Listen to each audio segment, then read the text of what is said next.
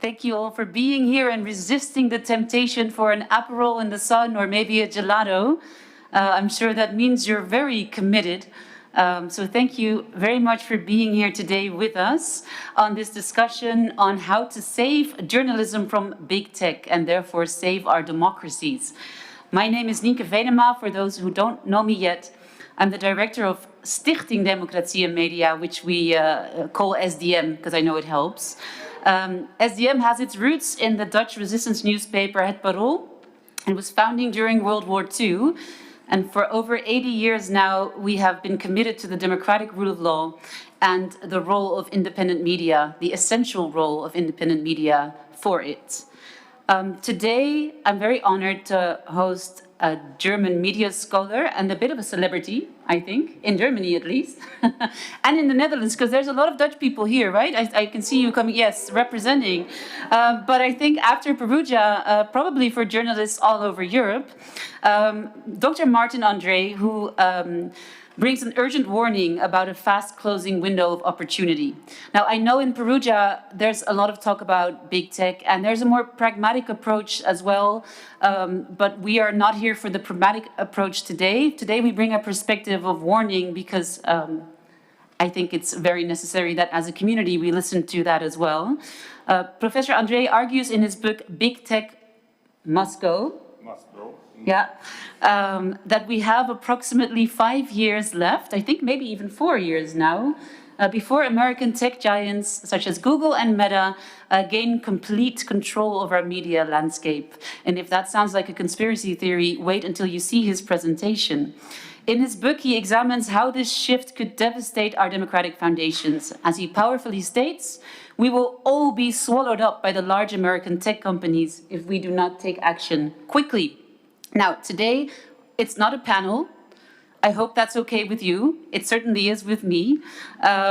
He will guide us through his research findings and engage in a conversation about media's uncertain future and concrete strategies for keeping our democracies viable through good and reliable journalism. Now, for those of you who haven't looked him up yet, Martin Andree is a professor of digital media at the University of Cologne, where he himself previously studied and received his doctorate. And he also studied in Cambridge, Münster, and at the Harvard Business School. Please, a warm welcome to Martin Andree.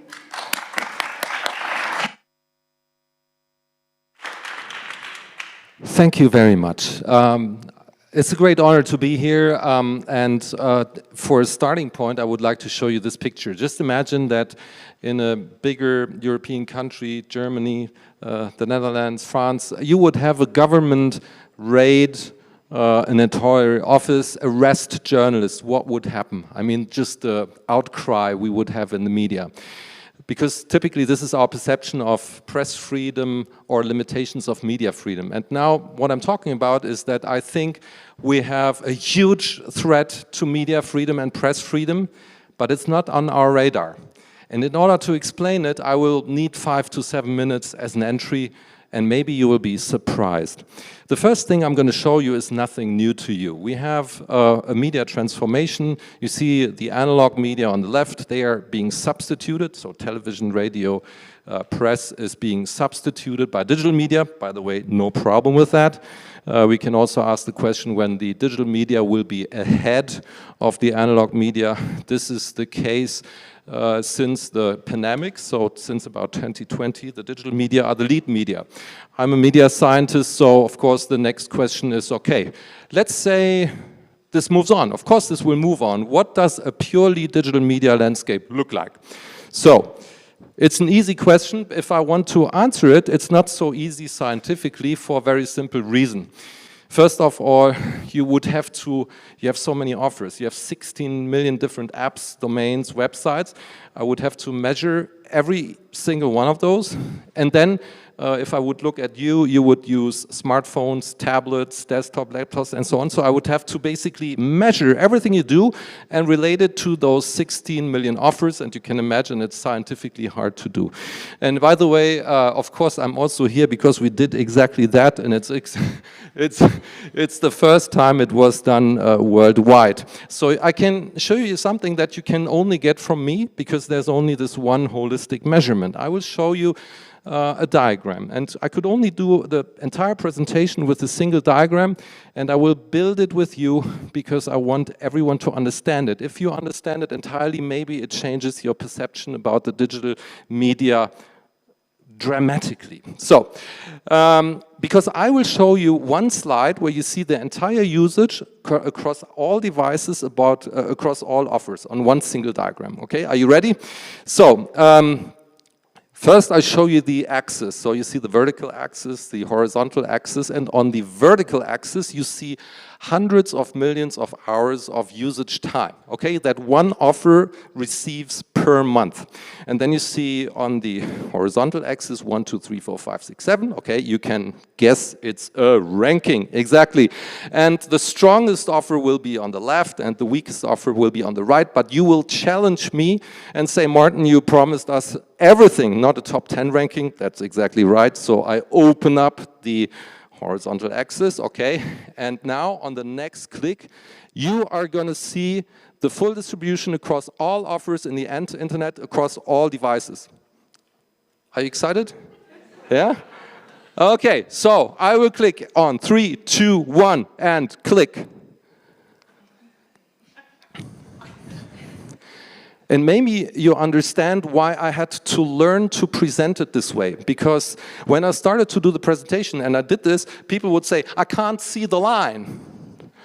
You cannot see the line because it is identical with the vertical axis and the horizontal axis. And now you don't have to have a PhD in mathematics to understand that it means a few have everything and everyone else has nothing.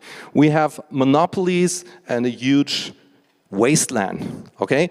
And now, of course, in such a situation, by the way, we can even kind of quantify the degree of monopolization. So if you put it on a scale from 1 to 100, it is at 98.8. Yeah, so if you have a situation where few have everything, everyone else has nothing, I could show, if you could read this now in the atlas, market by market by market. You have monopolist, wasteland, monopolist, wasteland. So I will spare you this. It applies for every kind of category. It applies for the publishers, it applies for the private broadcasters, it applies, for instance, in Germany to the public service broadcasters, for bloggers, and so on. So these are the spheres that are relevant for you. I will give you a little bit of, let's say, it will make you feel better if I tell you that this also applies to other markets which have nothing to do with journalism. Monopolist, wasteland. That's the reality of the digital world. Yeah. So next question is, how did big tech? How were they successful to eliminate the fair access to the digital world? And basically there are three main effects. I'll be fast. Network effects, you know that. If everyone's on a network, it's very hard to boycott it. Second, closed standards. You might know the opposite, which is open standards. Open standards is, for instance, email. Doesn't matter which provider you use, the provider doesn't matter. You can share it through all providers. But here they have established closed standards, so you can't transmit the content or the followers beyond the platform. Of course, why did they do this? You have a wall around the platform, you don't leave the platform. Same thing for outlinks, big issue for journalists. Let's just imagine one of you guys writes this great piece, or I see it on Instagram and I want to go into it. I need to go 3, 4, 5 steps. You write something like link in bio, I'm going there, and then finally after 6 steps I might reach it and I might think that I'm outside of Instagram, yet I'm still in the in-app browser of Instagram. It's like a kind of, I always compare with a department store that doesn't have exit doors. Yeah. So another kind of wall around it. 4 and 5 go together. You know that the platforms don't pay for the content. Then we were so clever to give them the privilege that on top they don't have to take any liability. And finally, monopoly abuse, which I could also prove with our measurements. And this would take a long time, but I make this very short. You see, you can kind of measure the traffic streams. And you see here the traffic streams across the 4 biggest empires. And we can measure where is the traffic going after, for instance, people use these big tech gateways, let's say Google. And we can measure that basically they serve to themselves, to their own ecosystem, twice as much traffic as they should get. So you will be sitting out there with your journalist content and you will not receive traffic. Why? Because they just serve it to themselves. The free internet is dead. It was stolen from us. You see the structure of the free internet as it was, you know, with equal positions for everyone. The internet, of course, is still there. But, of course, due to the mechanisms that I've shown you, the big tech companies have sucked the traffic out of the internet. So now the internet is basically void of traffic. All the traffic is inside the platforms. So transformation, as you have said, this is just mathematics. So by 2029, the share of the analog media will be below 25%, and the share of the digital media is above 75%. As I said, the digital media is not the problem, but inside the digital media, all the money goes to the tech companies because all the attention is in the platforms. So I can show this to you again. This is not something that's going to happen in 10, 20 years. On the right hand, you see that in the Western world, in the countries of the Western world, the top 3 monopolists get 80 to 90% of the entire advertisement spent in the digital world. Thousands of companies get 10 to 20%, and that means, of course, a big issue for the financing of journalism. Apart from that, the tech companies decide what you see out there. They have the full control on the public sphere, and thus they will control fully our democracies. And I think it is quite obvious that here we lose media freedom in a very fundamental way.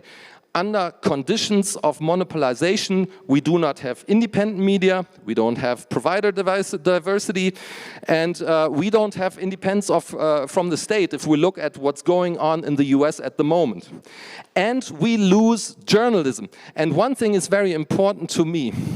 It doesn't matter if journalism is privately funded or publicly funded. It is not only about funding. Of course, you lose the money that you need in order to have editorial offices. But let's even take the situation of the publicly funded journalism. We can see that they also lose visibility. You lose your voice. You do not only lose your money, but you're not seen anymore under these conditions. And it's very obvious that this is anti-constitutional in most Western countries. The things that I've talked to now are most of the time new for most people. Now you have to put everything on top that you already know.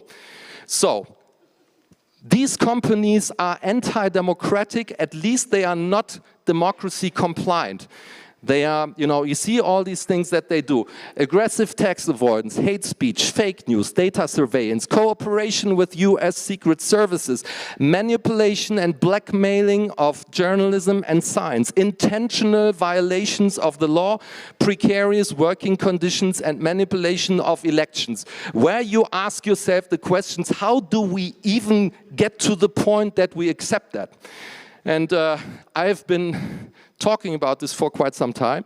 So I have a hypothesis why this is the case. Because if you ask these guys what it is about, they will say, oh, we don't care so much about money or power. That's not so important to us. What is really important to us is freedom of speech, interaction. We want to give people a voice. It's about participation. Come into our wonderful communities. It's an open platform. It's all about transparency. And look at this dispersion of traffic. They call this a sharing economy. So if you think about the nice people who do all this wonderful stuff for us, it's quite strange that we do not realize that it's a masquerade and it's completely obvious. So, according to my scientific calculations, you should be at the, let's say, of zenith of depression at this moment. So, but I have a surprise for you, because I have a happy end that you wouldn't expect.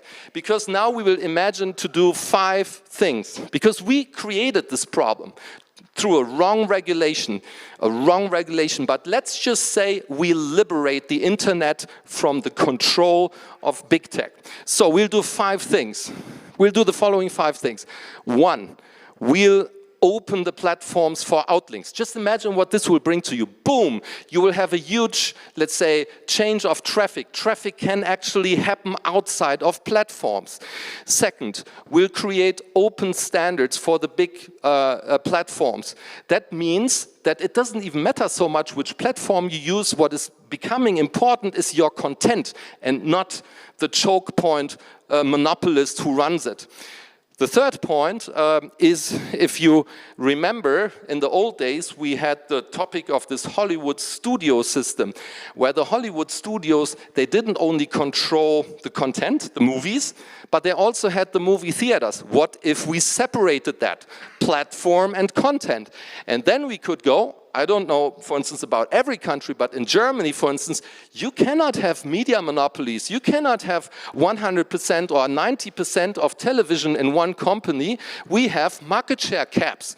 Why should we not have the same market share caps for categories which are democracy relevant? Why should we not open up the platforms for third parties, in order to have also other players and diversity? And finally, up to today, the platforms are allowed to make money with criminal content, with racism and discrimination. How can it be that, do you know any other field where it would be allowed that you make money with digital content? Why don't we say, if you make money with that specific content, then you are also liable? Yeah? So, are these crazy things? I don't think so. Why don't we do it? Because if we don't, basically, if you put yourself into the future of journalism, basically you have 2 strategic options that you can do. You can go to the left. That's typically when people say, we have to go where the traffic is. We have to go where the young people are. Wonderful, go where the traffic is. You go onto the platforms. The only thing is you're going to work for free for big tech. You might then think about it, say maybe it's not so cool to work for free for big tech. You do something independent. Where do you end up? Automatically here. You can also do both things. You can work for free at the same time and go into the wasteland. But please understand that this is not the future that we want for journalism. Particularly because even then, if you go to the left and you work for free for big tech, you will have to adapt your content to the algorithms of the platforms. You are not free anymore as a journalist. So, one thing, again, to make you feel better, this situation is true for every digital market. By the way, it's the same thing if you, let's say, do e-commerce. So why don't we step up all together and stop this madness? And you remember my start when I said, imagine someone raided an editorial office. What would happen? This was the case in Germany in 1962 when it happened, Spiegel affair. People were on the street because of the threat of media freedom, where I would say the threat that we just see is 50 times bigger than this threat. Why are we not fighting for media freedom? We are already seeing what's happening now. They are winning this game, and I think it's time to step up. So I've spent quite some time of studying these digital monopolies. This book was quite successful in Germany. It was now also taken over by Chicago University Press. I can also pass one around. So maybe if you have a look onto the website, if you are interested, because these measurements are not really known outside of Germany. And I think it would be quite worthwhile to break up the digital monopolies for media freedom. Thank you very much for your attention.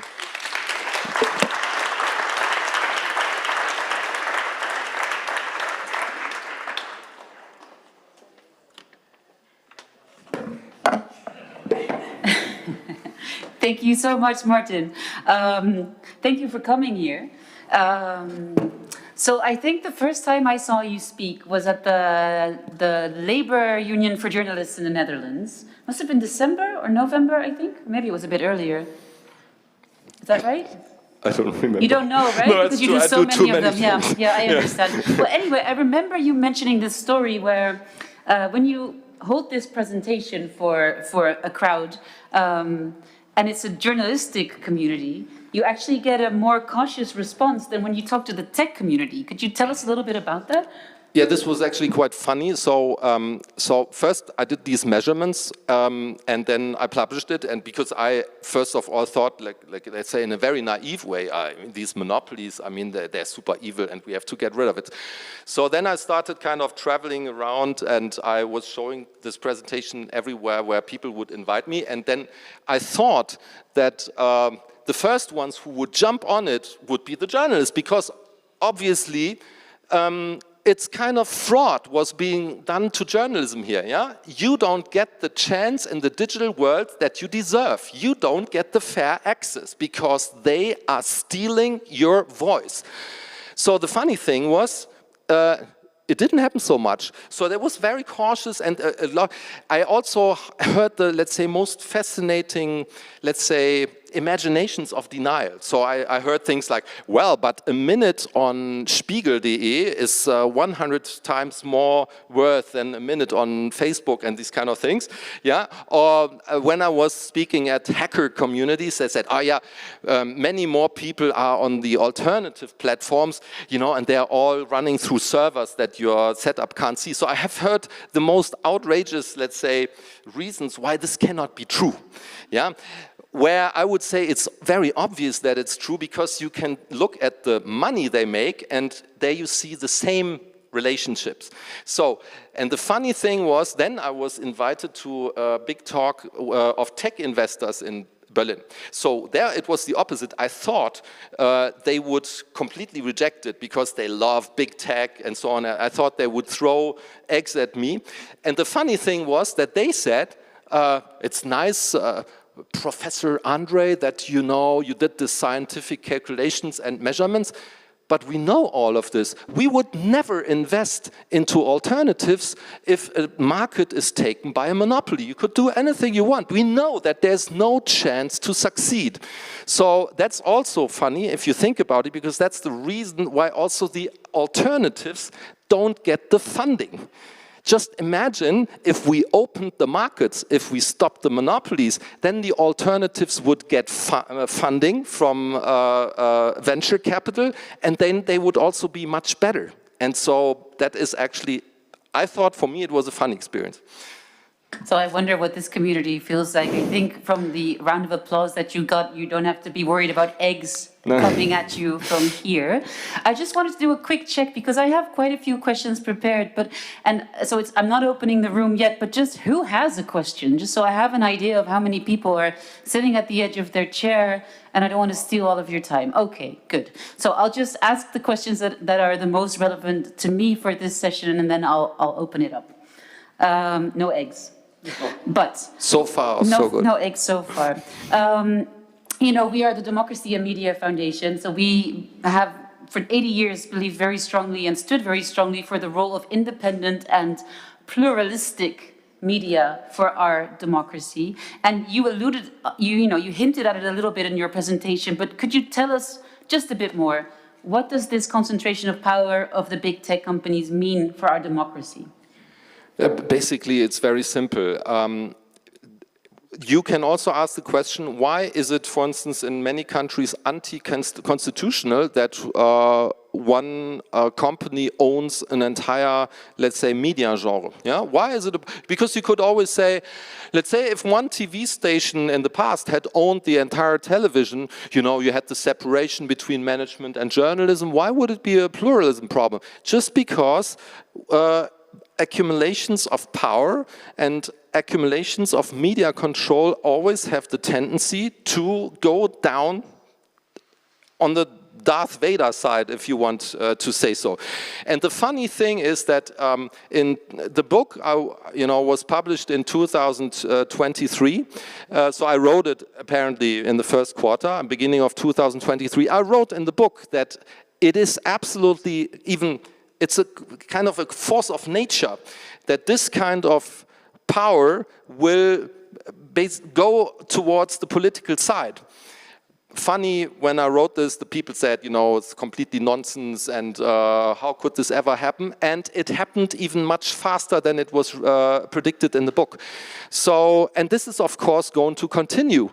So don't also be fooled if you see, for instance, now that Donald Trump, I mean, you could say, why is he having these antitrust investigations go on? Because he could have just crashed them and said it's like all this crap from the Biden government. I can tell you very easily why. Because he's going to threaten them and then he's going to make backdoor deals with them that you are never going to find out about, because media monopolies are the best thing for autocratic governments that you can imagine. You can just control an entire category. And how are you going to find out? We have no way, even as scientists, to look inside the black boxes of the platforms. If the platforms tell you that they are neutral and just intermediaries, I can tell you with 100% guarantee as a media scientist, this is bullshit. Media are never neutral.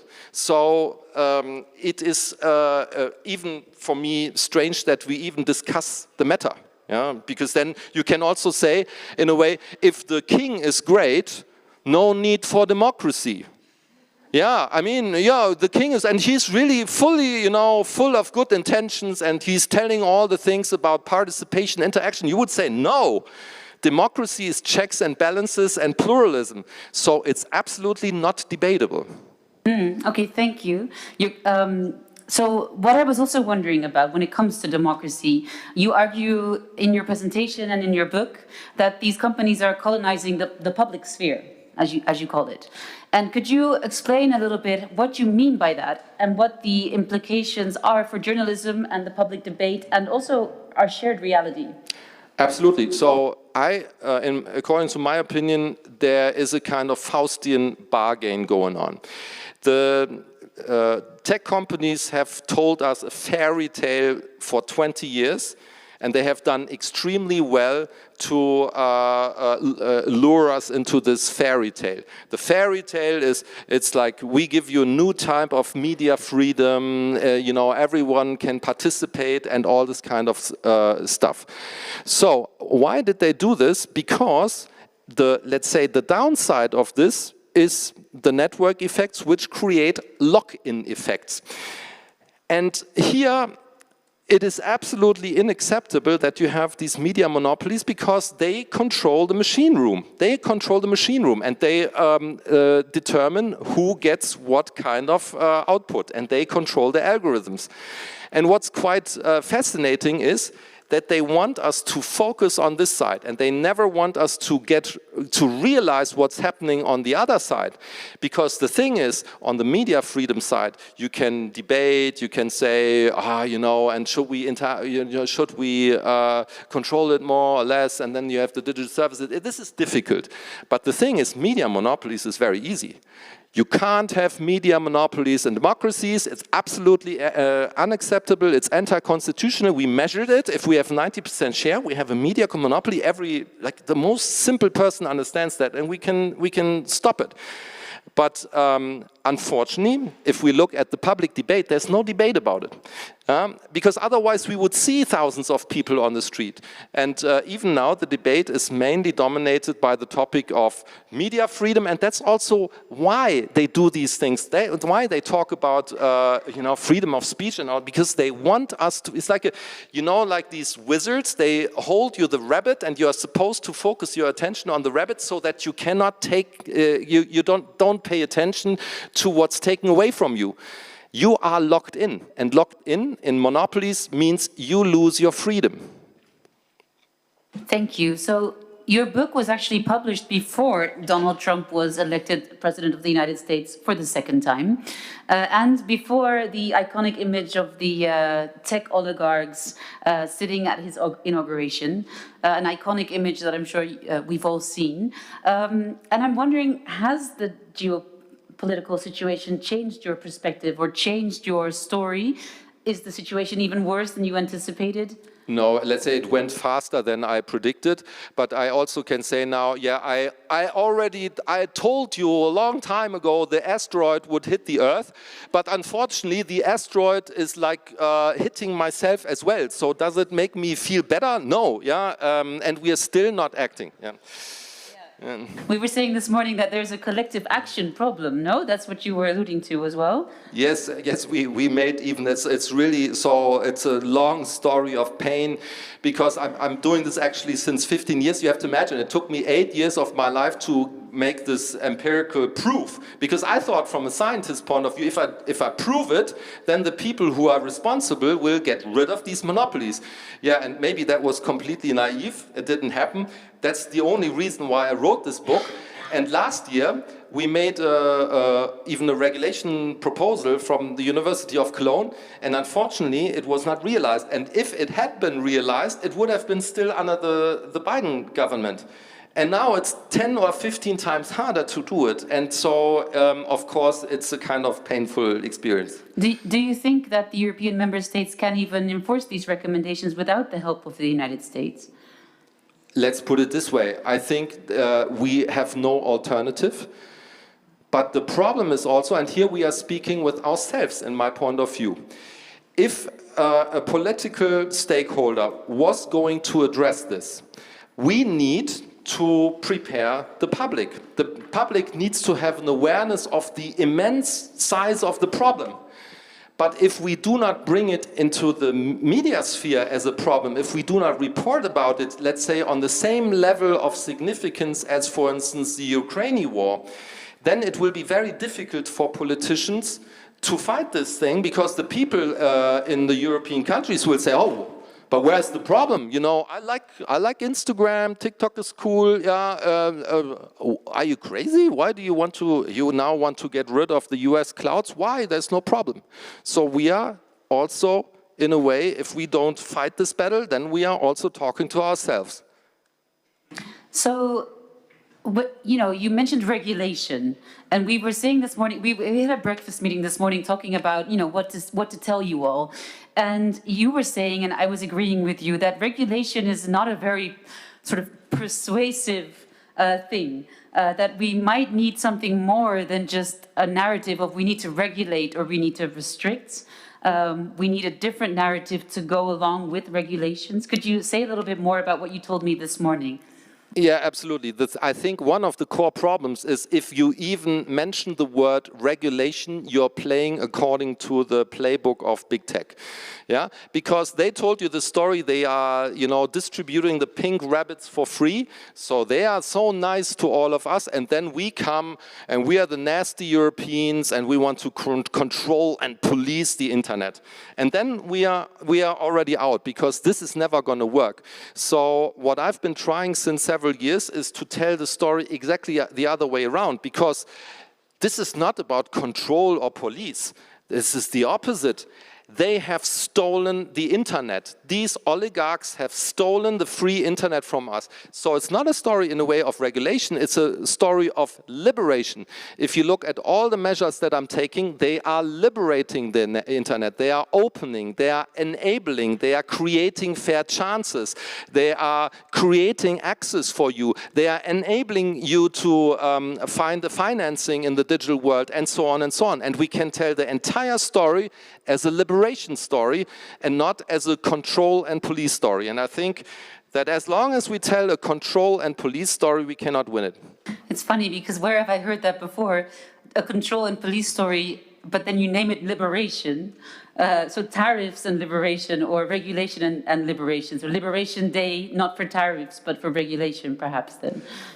Yeah, I truly believe that if we make clear to the people that this is not a free internet anymore, then it is very obvious that we need a liberation. And I think on the other side, if we allow the enemies of the democracy in open daylight to lead a liberation discourse, then we have completely lost this battle. Reclaiming liberation. I want to open it to the room because I think there were a lot of people before that said they might have questions. So Lisa's going to take questions, and what we agreed on is that she'll take a few because there's multiple, and then Martin can respond as he sees fit. Thank you.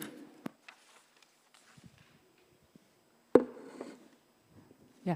Oh, okay, you're going to hold it. Sorry. Yeah, Professor Martin, thank you so much. That was a very fascinating evidence and research, and definitely getting your book. I promise you that.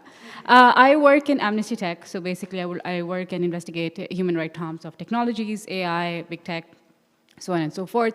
I want to get your thoughts on, like, you have talked about monopoly and control of media. Can you give some comments on, like, monopoly of narrative about tech in media?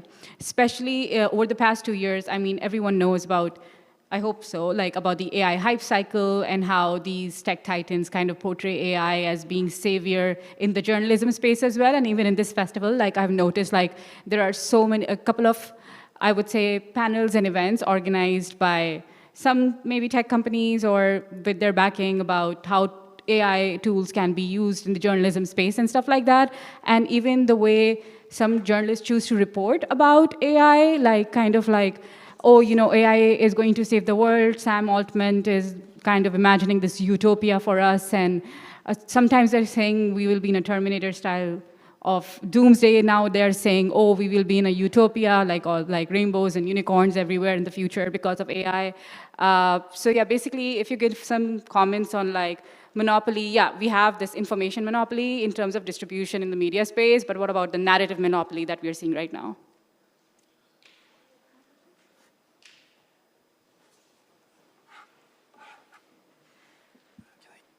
Hi, my name is Mihai, I'm from Romania. So I want to have just a short comment and then a question. The comment is that I saw that the graph and it's like a Pareto distribution, and probably he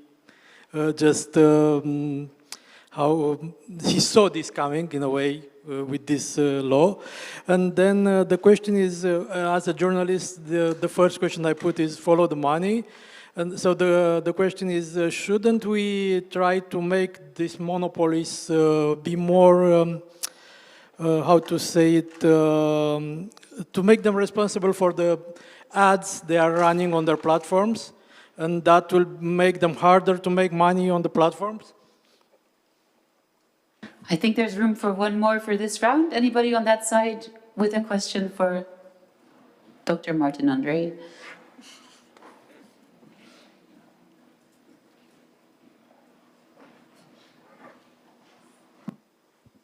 Hi. So your point about restoring liability is a really good one, and that's a question about, in the States, that's a question about Section 230. But it's pretty obvious that that is not going to be used to go after big tech first. That's going to be used to go after really vulnerable groups like websites that publish information about abortion and racial justice and anything that's politically unpopular. So how do you balance, you know, the need to restore liability with the likely practical applications of those changes? So 3 big questions. One about manipulating narratives. And All right. Well, you'll take them. This is going to be it. It feels like an exam. Yeah. First of all, I love the question about the narratives. It's actually, I can relate to it very well, because when I started to be worried about digital dominance and digital monopolies 15 years ago, nobody cared. Yeah, so everybody thought I'm crazy and I can see butterflies that only I can see. Yeah, so the funny thing is, in all this time, in the 15 years, you know, as I'm a scientist, you always also doubt yourself. So I was thinking, you know, maybe it's just me and maybe I get it wrong. So then all these things happened on the way. So then we had crypto and Web3 and metaverse and so on, and now AI.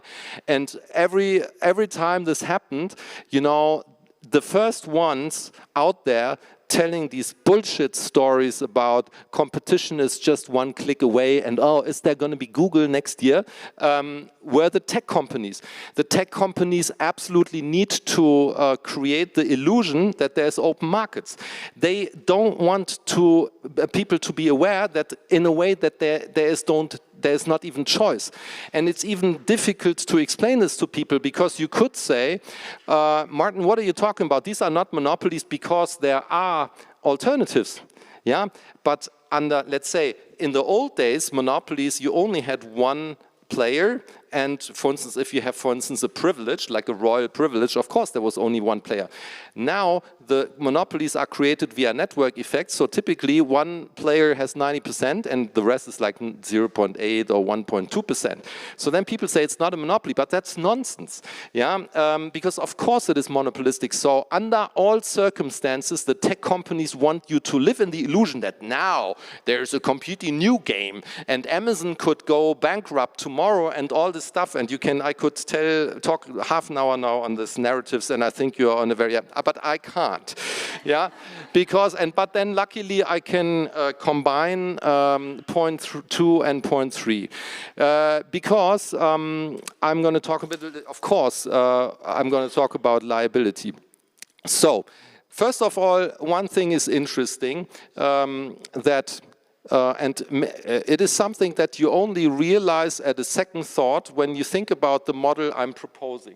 Because you need to understand that there's a difference in terms of liability, whether it's run by a platform or whether it is run, let's say, by you as an author, you as a blogger, or for instance, let's say by the New York Times. Because the New York Times is liable for the content on the page of the New York Times. By the way, I have websites, I am liable. If I, for instance, put fraudulent communication on my websites, I will be made liable. So that's, by the way, first of all, the nice thing about the model, if you think about it. Because let's just say we did what I propose, what would happen? We would say, no, we are going to re-enable that traffic takes place outside of the platforms. So let's just say, you know, if we now have 80% of the traffic in the platforms and 20% on independent websites, let's just say I turn this in a way that 40% is only on platforms, 60% is on independent websites. On the independent websites, I have liability anyways. Yeah, so that means already this is kind of, I would say it has a pacifying effect on the discourses that we see in the digital sphere. So then I did not say that every content on platforms, the platforms would be liable for. What I said is that once the platforms monetize it, they are liable. So I give you one example. If you have a deal between, let's say, Spotify and Joe Rogan, Spotify pays Joe Rogan $100 million, and Joe Rogan tells you, you know, take this against cancer, it's a safe cure, then I think the platform that makes so much money with it cannot say, I have nothing to do with it. So it is up to the platforms. They are big guys. I think they are very professional in the business that they do, and they can determine by themselves which content they would, let's say, monetize and which ones they wouldn't. But once you monetize, you're in. So you better watch out. And now you see another beautiful thing about this. This will change the incentivization game of the platforms. Because now if I'm a platform, I know nothing can ever happen to me. Even if people die outside, I am not being made responsible. So I can push the toughest, hardest, weirdest, most sensational, the most crazy stuff. I push it out because I get the maximum of attention. If we do it the way that I propose, that once you monetize, you are liable, I'm going to be like, maybe I, you know, push other stuff in terms of attention where I think it's a little bit more reliable. Maybe the facts were checked. Maybe, you know, I haven't got any complaints in the past. And I will basically just distribute the traffic in a different way, in a more responsible way. And as I said, It is not, it has zero impact on freedom of speech because the platforms can still have anything out there under the same conditions as now. It's just they cannot make money with criminal content. Thank you. I think we have room for one more question. Is that right? We have to stop at 10:02, no? Just checking, yeah. Philippe had a question as well. Oh, and there's one more in the front. Perhaps we could combine them. Yes, Mr. Andree, aren't you a little bit more optimistic than a year ago? Because now Europe is fighting back, trying to reach strategic autonomy, not only in the military sense, but also in the information space and the internet. And now the atmosphere is much better for the proposals that you have.